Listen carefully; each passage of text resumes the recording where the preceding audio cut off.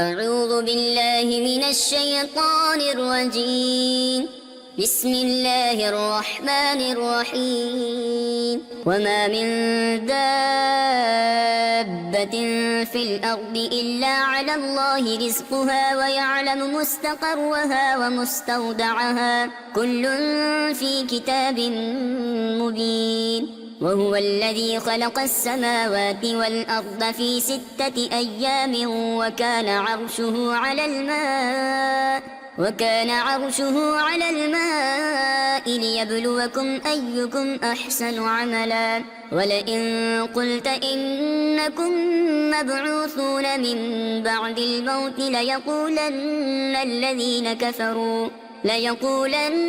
الذين كفروا إن هذا إلا سحر مبين. ولئن أخرنا عنهم العذاب إلى أمة معدودة ليقولن ما يحبسه ألا يوم يأتيهم ليس مصروفا عنهم وحاق بهم ما كانوا به يستهزئون. ولئن أذقنا الإنسان منا رحمة ثم نزعناها منه إنه ليئوس كفور. ولئن أذقناه نعماء بعد ضراء مسته ليقولن ذهب السيئات عني إنه لفرح فخور.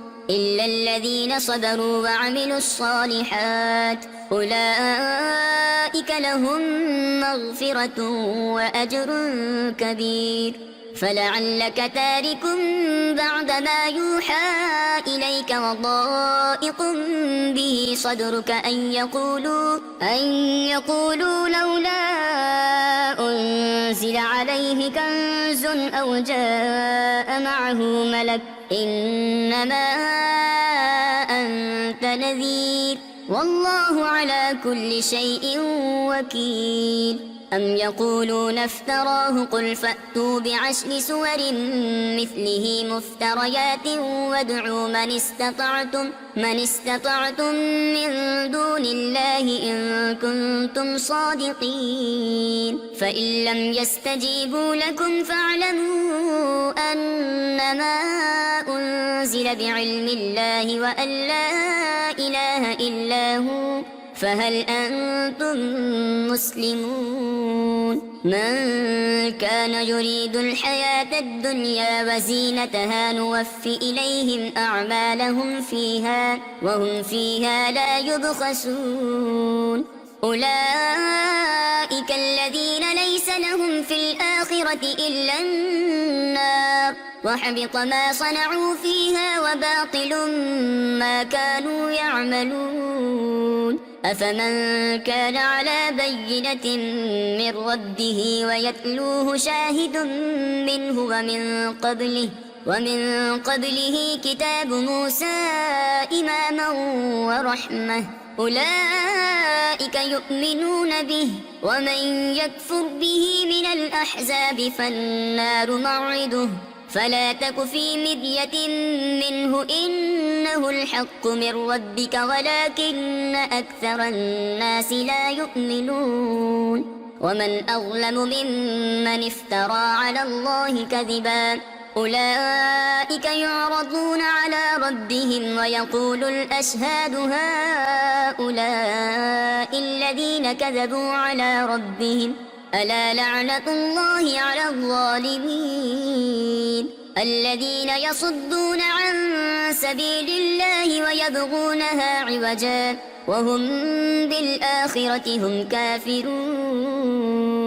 أولئك لم يكونوا معجزين في الأرض وما كان لهم من دون الله من أولياء يضاعف لهم العذاب ما كانوا يستطيعون السمع وما كانوا يبصرون. أولئك الذين خسروا أنفسهم وضل عنهم ما كانوا يفترون. لا جرم أنهم في الآخرة هم الأخسرون إن الذين آمنوا وعملوا الصالحات وأخبتوا إلى ربهم أولئك أصحاب الجنة هم فيها خالدون مثل الفريقين كالأعمى والأصم والبصير والسميع هل يستويان مثلا أفلا تذكرون ولقد أرسلنا نوحا إلى قومه إني لكم نذير مبين ألا تعبدوا إلا الله إني أخاف عليكم عذاب يوم أليم فقال الملأ الذين كفروا من قومه ما نراك إلا بشرا مثلنا وما نراك اتبعك إلا الذين هم أراذلنا بادي الرأي وما نرى لكم علينا من فضل بل نظنكم كاذبين قال يا قوم أرأيتم إن كنت على بينة من ربي وآتاني رحمة من عنده فعميت عليكم أنلزمكموها وأنتم لها كارهون ويا قوم لا أسألكم عليه مالا إن أجري إلا على الله وما أنا بطارد الذين آمنوا إنهم ملاقو ربهم ولكني أراكم قوما تجهلون ويا قوم من ينصرني من الله إن طردتهم أفلا تذكرون ولا أقول لكم عندي خزائن الله ولا أعلم الغيب ولا أقول إني ملك ولا أقول للذين تزدري أعينكم لن يؤتيهم الله خيرا الله أعلم بما في أنفسهم إني إذا لمن الظالمين قالوا يا نوح قد جادلتنا فأكثرت جدالنا فأتنا بما تعدنا إن كنت من الصادقين قال إنما يأتيكم به الله إن شاء وما أنتم بمعجزين ولا ينفعكم نصحي إن أردت أن أنصح لكم إن كان الله يريد أن يغويكم هو ربكم وإليه ترجعون أم يقولون افتراه قل إن افتريته فعلي إجرامي وأنا بريء مما تجرمون وأوحي إلى نوح أنه لن يؤمن من قومك إلا من قد آمن فلا تبتئس بما كانوا يفعلون واصنع الفلك بأعيننا ووحينا ولا تخاطبني في الذين ظلموا إنهم مغرقون ويصنع الفلك وكلما مر عليه ملأ من قومه سخروا منه قال إن تسخروا منا فإنا نسخر منكم كما تسخرون فسوف تعلمون من يأتيه عذاب يخزيه ويحل عليه عذاب مقيم حتى إذا جاء أمرنا وفارت النور قل نحمل فيها من كل زوجين اثنين وأهلك إلا من سبق عليه القول وما آمن معه إلا قليل وقال اركبوا فيها بسم الله مجريها ومرساها إن ربي لغفور رحيم وهي تجري بهم في موج كالجبال ونادى نوح ابنه وكان في معزل يا بني اركب معنا ولا تكن مع الكافرين قال سآوي إلى جبل يعصمني من الماء قال لا عاصم اليوم من أمر الله إلا من رحم وحال بينهما الموج فكان من المغرقين وقيل يا أرض ابلعي ماءك ويا سماء أقلعي وغيض الماء وقضي الأمر واستوت على الجودي وقيل بعدا للقوم الظالمين ونادى نوح ربه فقال رب إن ابني من أهلي وإن وعدك الحق وأنت أحكم الحاكمين قال يا نوح إنه ليس من أهلك إنه عمل غير صالح فلا تسأل ما ليس لك به علم إني أعظك أن تكون من الجاهلين قال رب إني أعوذ بك أن أسألك ما ليس لي به علم وإلا تغفر لي وترحمني أكن من الخاسرين قيل يا نوح اهبط بسلام منا وبركات عليك وعلى ممن معك وأمم سنمتعهم ثم يمسهم منا عذاب أليم تلك من أنباء الغيب نوحيها إليك ما كنت تعلمها أنت ولا قومك من قبل هذا فاصبر إن العاقبة للمتقين وإلى عاد أخاهم هودا قال يا قوم اعبدوا الله ما لكم من إله غيره إن أنتم إلا مفترون يا قوم لا أسألكم عليه أجرا إن أجري إلا على الذي فطرني أفلا تعقلون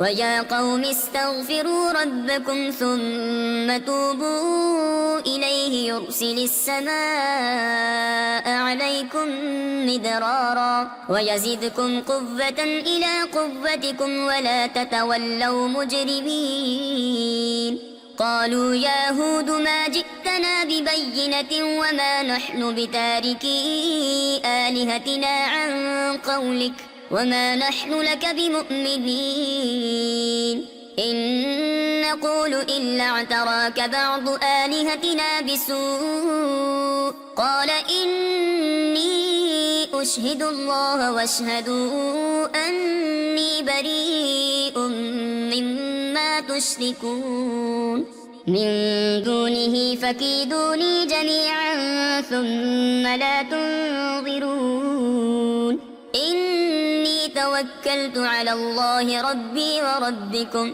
ما من دابة إلا هو آخذ بناصيتها إن ربي على صراط مستقيم فإن تولوا فقد أبلغتكم ما أرسلت به إليكم ويستخلف ربي قوما غيركم ولا تضرونه شيئا إن ربي على كل شيء حفيظ ولما جاء أمرنا نجينا هودا والذين آمنوا معه برحمة منا ونجيناهم من عذاب غليظ وتلك عاد جحدوا بآيات ربهم وعصوا رسله واتبعوا أمر كل جبار عنيد وأتبعوا في هذه الدنيا لعنة ويوم القيامة ألا إن عادا كفروا ربهم ألا بعدا لعاد قوم هود وإلى ثمود أخاهم صالحا قال يا قوم اعبدوا الله ما لكم من إله غيره هو أنشأكم من الأرض واستعمركم فيها فاستغفروه ثم توبوا إليه إن ربي قريب مجيب قالوا يا صالح قد كنت فينا مرجوا قبل هذا أتنهانا أن نعبد ما يعبد آباؤنا وإننا لفي شك مما تدعونا إليه مريب. قال يا قوم أرأيتم إن كنت على بينة من ربي وآتاني منه رحمة فمن ينصرني من الله إن عصيته فما تزيدونني غير تخسير. ويا قوم هذه ناقة الله لكم آية فذروها تأكل في أرض الله ولا تمسوها بسوء فيأخذكم عذاب قريب. فعقروها فقال تمتعوا في داركم 3 أيام ذلك وعد غير مكذوب. فلما جاء أمرنا نجينا صالحا والذين آمنوا معه برحمة منا ومن خزي يومئذ إن ربك هو القوي العزيز. وأخذ الذين ظلموا الصيحة فأصبحوا في ديارهم جاثمين كأن لم يغنوا فيها ألا إن ثمود كفروا ربهم ألا بعدا لثمود. ولقد جاءت رسلنا إبراهيم بالبشرى قالوا سلاما قال سلام فما لبث أن جاء بعجل حنيذ.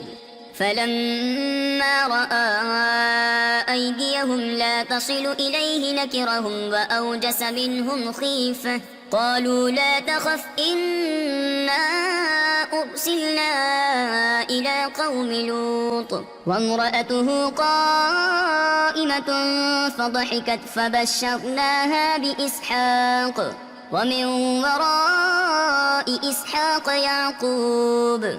قالت يا ويلتى أألد وأنا عجوز وهذا بعلي شيخا إن هذا لشيء عجيب. قالوا أتعجبين من أمر الله رحمة الله وبركاته عليكم أهل البيت إنه حميد مجيد. فلما ذهب عن إبراهيم الروع وجاءته البشرى يجادلنا في قوم لوط إن إبراهيم لحليم أواه منيب. يا إبراهيم أعرض عن هذا إنه قد جاء أمر ربك وإنهم آتيهم عذاب غير مردود.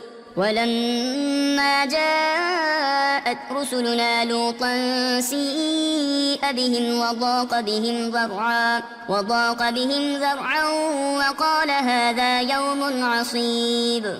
وجاءه قومه يهرعون إليه ومن قبل كانوا يعملون السيئات. قال يا قوم هؤلاء بناتي هن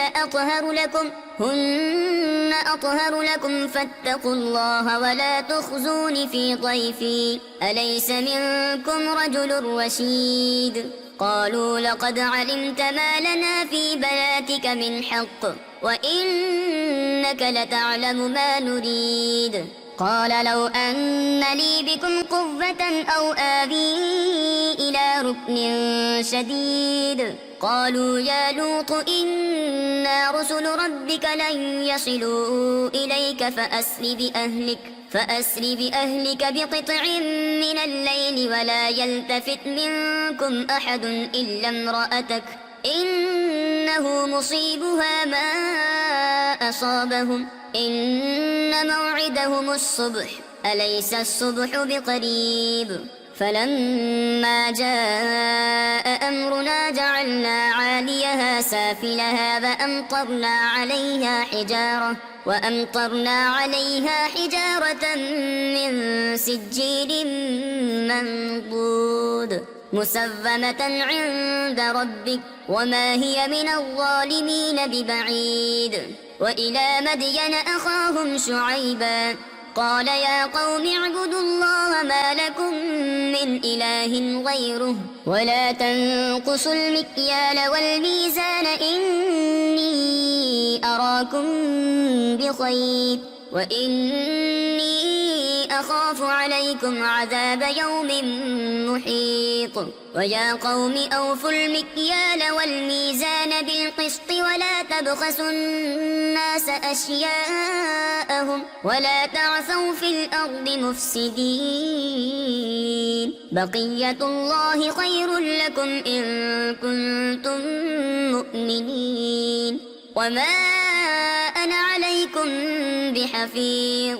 قالوا يا شعيب أصلاتك تأمرك أن نترك ما يعبد آباؤنا أو أن نفعل في أموالنا ما نشاء إنك لأنت الحليم الرشيد.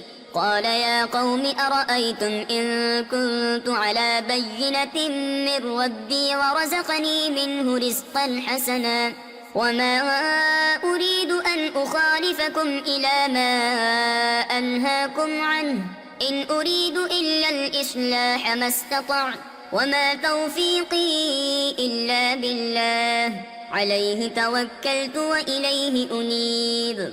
ويا قوم لا يجرمنكم شقاقي أن يصيبكم مثل ما أصاب قوم نوح أو قوم هود أو قوم صالح وما قوم لوط منكم ببعيد. واستغفروا ربكم ثم توبوا إليه إن ربي رحيم ودود. قالوا يا شعيب ما نفقه كثيرا مما تقول وإنا لنراك فينا ضعيفا ولولا رهطك لرجمناك وما أنت علينا بعزيز. قال يا قوم أرهطي أعز عليكم من الله واتخذتموه وراءكم ظهريا إن ربي بما تعملون محيط. ويا قوم اعملوا على مكانتكم إني عامل سوف تعلمون من يأتيه عذاب يخزيه ومن هو كاذب وارتقبوا إني معكم رقيب. ولما جاء أمرنا نجينا شعيبا والذين آمنوا معه برحمة منا وأخذت الذين ظلموا الصيحة فأصبحوا في ديارهم جاثمين كأن لم يغنوا فيها ألا بعدا لمدين كما بعدت ثمود. ولقد أرسلنا موسى بآياتنا وسلطان مبين إلى فرعون وملئه فاتبعوا أمر فرعون وما أمر فرعون برشيد. يقدم قومه يوم القيامة فأوردهم النار وبئس الورد المورود. وأتبعوا في هذه لعنة ويوم القيامة بئس الرفد المرفود. ذلك من أنباء القرى نقصه عليك منها قائم وحصيد. وما ظلمناهم ولكن ظلموا أنفسهم فما أغنت عنهم آلهتهم التي يدعون من دون الله من شيء لما جاء أمر ربك وما زادوهم غير تتبيب. وكذلك أخذ ربك إذا أخذ القرى وهي ظالمة إن أخذه أليم شديد. إن في ذلك لآية لمن خاف عذاب الآخرة ذلك يوم مجموع له الناس وذلك يوم مشهود. وما نؤخره إلا لأجل معدود يوم يأتي لا تكلم نفس إلا بإذنه فمنهم شقي وسعيد فأما الذين شقوا ففي النار لهم فيها زفير وشهيق خالدين فيها ما دامت السماوات والأرض إلا ما شاء ربك إن ربك فعال لما يريد وأما الذين سعدوا ففي الجنة خالدين فيها ما دامت السماوات والأرض إلا ما شاء ربك عطاء غير مجذوذ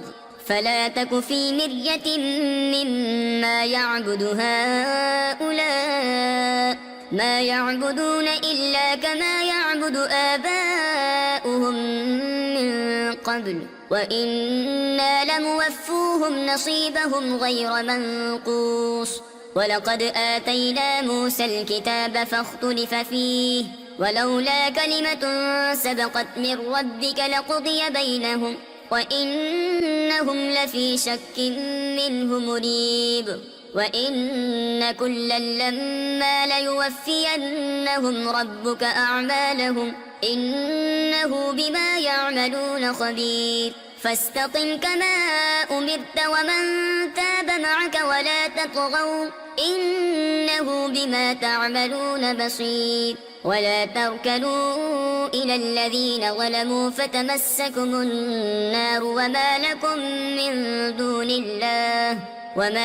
من دون الله من أولياء ثم لا تنصرون وأقم الصلاة طرفي النهار وزلفا من الليل إن الحسنات يذهبن السيئات ذلك ذكرى للذاكرين واصبر فإن الله لا يضيع أجر المحسنين فلولا كان من القرون من قبلكم أولو بقية ينهون عن الفساد في الأرض إلا قليلا ممن أنجينا منهم واتبع الذين ظلموا ما أترفوا فيه وكانوا مجرمين وما كان ربك ليهلك القرى بظلم وأهلها مصلحون ولو شاء ربك لجعل الناس أمة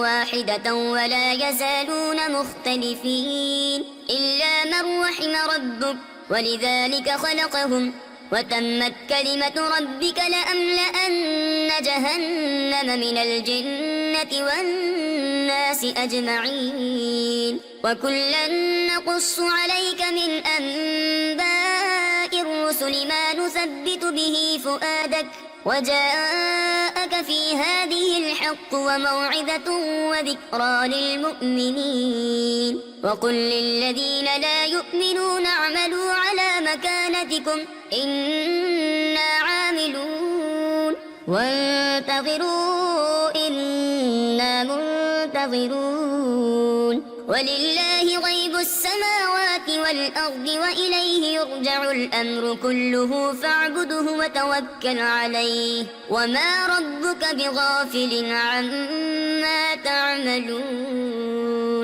بسم الله الرحمن الرحيم ألف لام را تلك آيات الكتاب المبين إنا أنزلناه قرآنا عربيا لعلكم تعقلون نحن نقص عليك أحسن القصص بما أوحينا إليك هذا القرآن وإن كنت من قبله لمن الغافلين إذ قال يوسف لأبيه يا أبت إني رأيت 11 كوكبا والشمس والقمر رأيتهم لي ساجدين قال يا بني لا تقصص رؤياك على إخوتك فيكيدوا لك كيدا إن الشيطان للإنسان عدو مبين وكذلك يجتبيك ربك ويعلمك من تأويل الأحاديث ويتم نعمته عليك وعلى آل يعقوب كما أتمها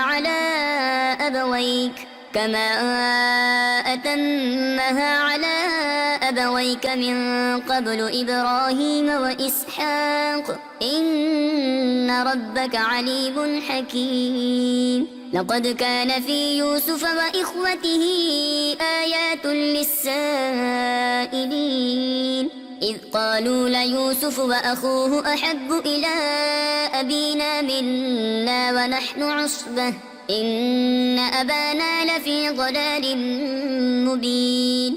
اقتلوا يوسف أو اطرحوه أرضا يخل لكم وجه أبيكم وتكونوا من بعده قوما صالحين. قال قائل منهم لا تقتلوا يوسف وألقوه في غيابة الجب يلتقطه بعض السيارة إن كنتم فاعلين.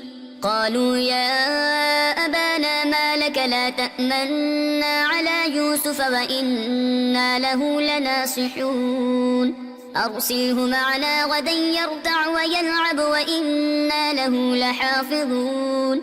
قال إني ليحزنني أن تذهبوا به وأخاف أن يأكله الذئب وأنتم عنه غافلون.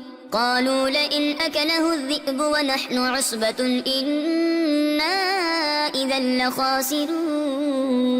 فلما ذهبوا به وأجمعوا أن يجعلوه في غيابة الجب وأوحينا إليه لتنبئنهم بأمرهم هذا وهم لا يشعرون.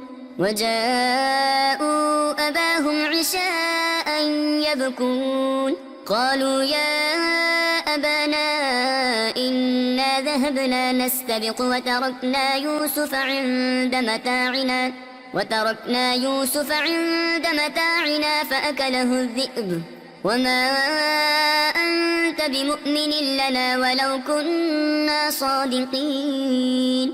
وجاءوا على قميصه بدم كذب قال بل سولت لكم أنفسكم أمرا فصبر جميل والله المستعان على ما تصفون. وجاءت سيارة فأرسلوا واردهم فأدلى دلوه قال يا بشرى هذا غلام وأسروه بضاعة والله عليم بما يعملون. وشروه بثمن بخس دراهم معدودة وكانوا فيه من الزاهدين. وقال الذي اشتراه من مصر لامرأته أكرمي مثواه عسى أن ينفعنا أو نتخذه ولدا وكذلك مكنا ليوسف في الأرض ولنعلمه من تأويل الأحاديث والله غالب على أمره ولكن أكثر الناس لا يعلمون. ولما بلغ أشده آتيناه حكما وعلما وكذلك نجزي المحسنين. وراودته التي هو في بيتها عن نفسه وغلقت الأبواب وقالت هيت لك قال معاذ الله إنه ربي أحسن مثواي إنه لا يفلح الظالمون. ولقد همت به وهم بها لولا أن رأى برهان ربه كذلك لنصرف عنه السوء والفحشاء إنه من عبادنا المخلصين. واستبق الباب وقدت قميصه من دبر وألف يا سيدها لدى الباب قالت ما جزاء من أراد بأهلك سوءا إلا أن يسجن أو عذاب أليم. قال هي راودتني عن نفسي وشهد شاهد من أهلها إن كان قميصه قد من قبل فصدقت وهو من الكاذبين. وإن كان قميصه قد من دبر فكذبت وهو من الصادقين فلما رأى قميصه قد من دبر قال إنه من كيدكن إن كيدكن عظيم يوسف أعرض عن هذا واستغفري لذنبك إنك كنت من الخاطئين وقال نسوة في المدينة امرأة العزيز تراود فتاها عن نفسه قد شغفها حبا إنا لنراها في ضلال مبين فلما سمعت بمكرهن أرسلت إليهن وأعتدت لهن متكأ وآتت كل واحدة منهن سكينا وقالت اخرج عليهن فلما رأينه أكبرنه وقطعن أيديهن وقلن حاش لله ما هذا بشرا إن هذا إلا ملك كريم قالت فذلكن الذي لمتنني فيه ولقد راودته عن نفسه فاستعصم ولئن لم يفعل ما آمره ليسجنن وليكونن من الصاغرين قال رب السجن أحب إلي مما يدعونني إليه وإلا تصرف عني كيدهن أصب إليهن وأكن من الجاهلين فاستجاب له ربه فصرف عنه كيدهن إنه هو السميع العليم ثم بدا لهم من بعد ما رأوا الآيات ليسجننه حتى حين ودخل معه السجن فتيان قال أحدهما إني أراني أعصر خمرا وقال الآخر إني أراني أحمل فوق رأسي خبزا تأكل الطير منه نبئنا بتأويله إنا نراك من المحسنين قال لا يأتيكما طعام ترزقانه إلا نبأتكما بتأويله قبل أن يأتيكما ذلكما مما علمني ربي إني تركت ملة قوم لا يؤمنون بالله وهم بالآخرة هم كافرون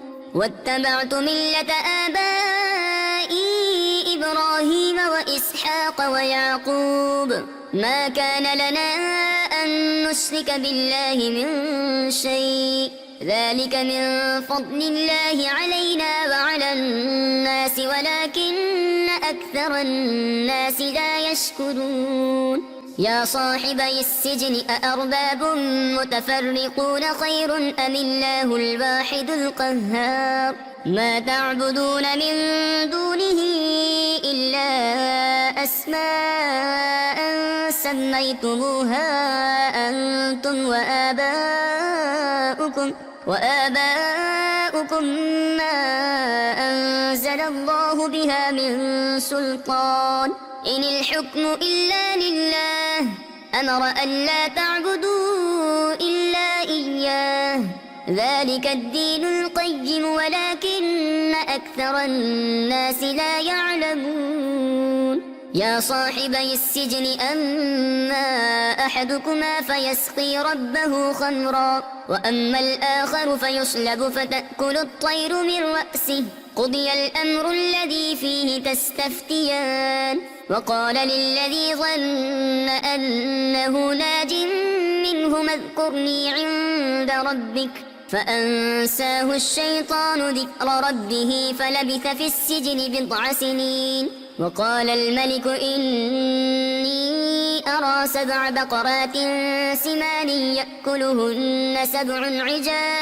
7 عجاف و7 سنبلات خضر وأخر يابسات يا أيها الملأ أفتوني في رؤياي إن كنتم للرؤيا تعبرون قالوا أضغاث أحلام وما نحن بتأويل الأحلام بعالمين. وقال الذي نجا منهما وادكر بعد أمة أنا أنبئكم بتأويله فأرسلون. يوسف أيها الصديق أفتنا في 7 بقرات سمان يأكلهن 7 عجاف و7 سنبلات خضر وأخر يابسات لعلي أرجع إلى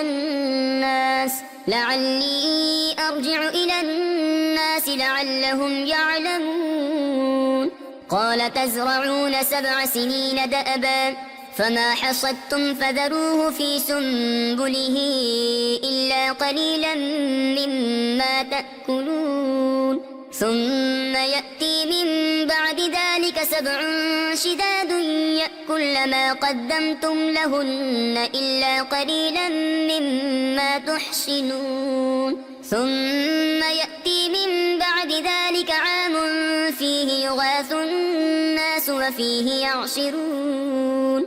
وقال الملك ائتوني به فلما جاءه الرسول قال ارجع إلى ربك فاسأله ما